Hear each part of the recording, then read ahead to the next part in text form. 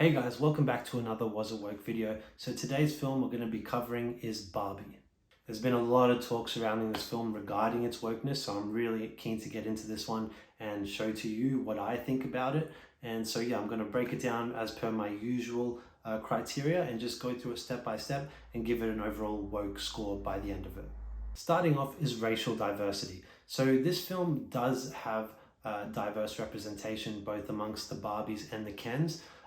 That is clear there, and it is kind of shown. It's not really hidden in any way or anything like that. They do kind of try to highlight the fact that there's diversity here, but that said, that is consistent with what Barbie as a brand and Mattel have done with the toys over the years. You know, they have introduced diversity in that regard, so you know, it is being consistent, I guess, with the toys. So can't really have too many problems there, but I will say that, as I mentioned, they do try to highlight it a little bit more than necessary, in my opinion. And so for that, I would have to give a 3 out of 10 for racial diversity. Number 2 is LGBTQ representation. So in this criteria, you have a trans Barbie and you have a gay Ken. They are clear and present within this Barbie film. The trans one is the one who's more kind of highlighted. It's not as being trans, but you can just kind of tell that it's a man playing Barbie. It doesn't have many scenes, but it's there, and yeah, they show it that, you know, they've got their trans representation and they've got their gay representation. They're showing it, but it's not really brought to the forefront too much. And so just like the first one, I'm going to give this a 3 out of 10 for LGBTQ representation. Number 3 is toxic masculinity / feminist messaging. So this is the big one. This was the one I was really wondering about going into this film, and coming out of it, it really didn't disappoint. So the basic premise of this film is a thought experiment into the idea of what would happen if women are in charge and basically assuming the roles of men, and if men were second-class citizens like supposedly women are today. So that's the whole overall thought experiment that the film is really testing and like just experimenting with. And this film talks openly about the ideas of feminism and patriarchy throughout the film, and it really kind of deals with them both on a deep level but also kind of on a superficial level. You know, particularly as it pertains to the patriarchy, they really do kind of present it as this really black and white idea that just men love, it means that men love horses and they love masculine things, and just like, you know, having their bodies, like that to them is what the patriarchy is. It's just, it's kind of shallow in that regard, whereas I feel like the way they talk about feminism is a lot more nuanced and detailed. They try to give more grace to it and present it in a more positive light, whilst yeah, the patriarchy is kind of just is looked at negatively, and it's just made to almost look like a joke at times. And the film kind of seems to suggest with the opening, 20 minutes, that if women are in charge of everything, that you basically have a utopia. And I think anyone with a working brain knows that's not true. And yes, this is a movie. It's meant to be a kind of a dumb fun movie a lot of the time, and it's just making fun of it. But it is kind of, there is an agenda behind this film. We know this based on the comments by the director, by some of the actors, by the writers, by many people. So if we didn't have that extra resource, we might not assume so much, but there is definitely an agenda in play to kind of present this idea that, oh, if roles were reversed, if women had all the power throughout history, that everything would just be perfect. And we all know that's just not true. And so, yeah, that's kind of sad that they chose to go with that method for the sake of their own personal agendas, when I feel like there's more of a way they could have done it that was less kind of, that was less like judgmental and less trying to put down the opposite gender. And my God, there is a monologue towards the end of this film by America Ferrera, who is basically explaining the whole female experience, about, never, can't be too thin, it can't be, you're either too thin or you're too fat, there's nowhere in the middle. You can't be like, you're either a bitch or you're this or that. You can't, there's never a happy medium for a woman. A woman always is, trying to find her right place in the world. And I'm just sitting there thinking that, like, hold on, a lot of the stuff that she's saying that women get judged for is actually being judged by other women. Like, men don't actually care about a lot of this stuff, particularly when talk about things like, women having to wear a different outfit every day. Men don't give a damn about that stuff. That's women putting that pressure on other women. So like, that to me, that most of that speech is just like directed at the wrong people. She's claiming that it's basically a problem for women that's created by men, but it's really not, at least not in modern day society. That, to me, a lot of those things are pressures that are put on them by fellow women. And we could argue all day about the merits of that, whether that's right or wrong, but ultimately the things that she's complaining about is just not really from a patriarchal society. It's other things at play there. And so that, to me, that whole monologue was just like, really, you could see there's a writer there that really has a gripe with men and society and just really wanted to put it on the screen and just have it read out for every woman in the audience to clap to.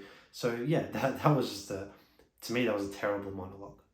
That said, and I mentioned this in my review, but I really still do believe that if this film came out in the mid-thousands or the 90s or wherever, I think it would be received very differently. I don't think we'd be hearing the same kind of backlash that it's receiving from a lot of people, particularly on the conservative side. I think it's just, with people wearing their 2023 lenses, everyone just is, a lot of people are hypersensitive to anything that has woke traits to it. And yes, this film does have a lot of wokeness in it, but I think it also, it's making people react stronger to it when it's really not that sinister. There is sinister thing, but it's not as sinister as what a lot of people are claiming, in my opinion. That said, if I'm just grading this criteria on its own merit, I truly believe that this is a 10 out of 10 for toxic masculinity and feminist messaging. You know, I just think it's too clear what they're trying to do with this film and these particular themes, and to kind of drive a further wedge between the male and female genders. And, you know, and I think the end resolution is all the evidence I need, where there is a clear opportunity to bring them both together and make them equals, but they don't do that.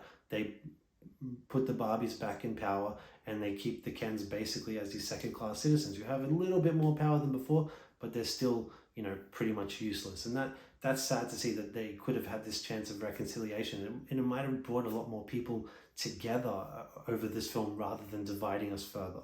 The fourth criteria is traditions bad, progressivism good.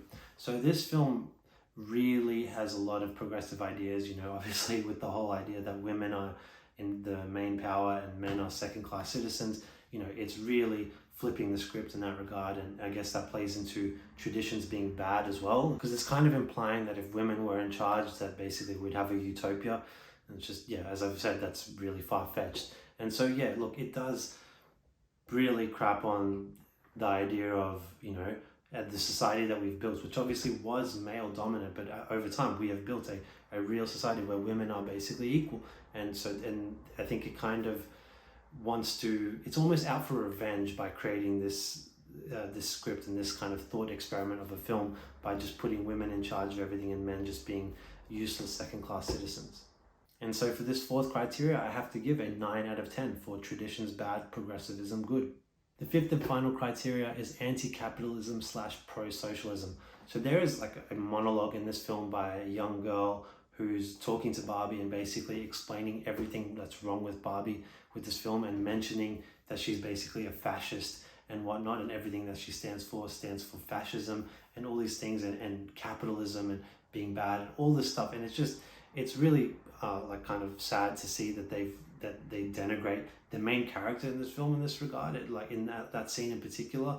Like, so yeah, that's really how they want to present it. They want to show that everything that Barbie has represented supposedly to everyone over all these decades is just, yeah, fascism. Like that's just insane to me.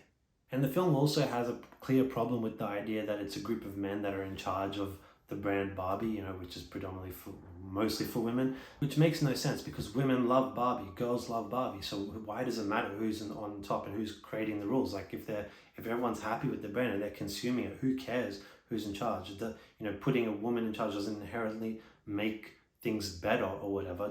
It's just not how it works. And but the film seems to have a commentary on that, like how much of a hypocrisy it is for men to be in charge of a girl's brand. It's just silly to me, because if people like something, then they like it. Who cares who's in charge of it? And so for this fifth criteria, I'll have to give a 9 out of 10 for anti-capitalism / pro-socialism. So when we tally up the scores of all these 5 criteria, we get 34. We divide that 34 by 5, and we get 6.8, which equals pretty woke. And not only is that well and truly pretty woke, but it's actually starting to knock on the door of the very woke territory. Whilst I have yet to rank a film as very woke, I'm here to say now that Barbie is officially the most woke film that I have reviewed so far on this channel. So to summarize, Barbie is pretty woke.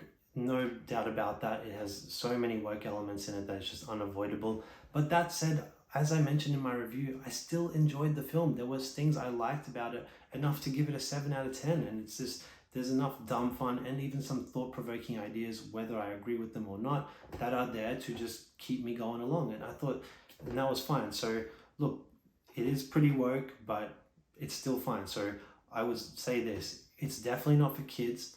Nothing overtly sexual or anything like that. It's just, I think the themes in this are, one, I think kids would find a lot of it boring, but two, it's just, I don't think it's appropriate for kids. But if you're an adult and you're a mature person and you're just looking for some fun or just a just a lighthearted time at the cinema, but also some ideas to stir in your head and maybe inspire some debate afterwards, I think this is definitely the film for that. I think you can have a lot of fun with this film, both in the cinema and afterwards with the conversations that'll come from it. Anyways guys, thanks for watching this Was It Woke video. Hope you enjoyed it. I'd love to hear your thoughts in the comment section below. If you thought it was woke too, or if you didn't, whatever your thoughts are, please post them in the comment section below. If you enjoyed this video, please give it a like and subscribe to my channel. I'd really appreciate that. And yeah, thanks for watching guys. Have a good day and talk to you next time. Bye.